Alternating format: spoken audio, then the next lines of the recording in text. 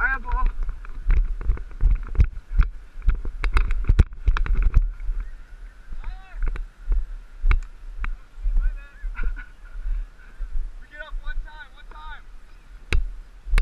Oh, hit him, AK, hit him, get him, AK.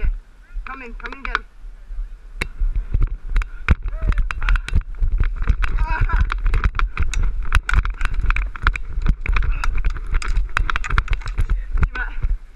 Oh, now we just beat a college kid on GVs. Matt, I gotta take a break. You can't hit us, right? Fuck! That was coming right for me. Shit. Johnny Big stick with the goal. I really wish we had that thing going fucking in a goalie. That'd be sick, right? I can put it on top of the net. I got a chest mount. Right in that point? I don't know. It's might get broken. Yeah. Alright, 3-2, 3-2. Oh, we really should have stretched. My knees are starting to hurt.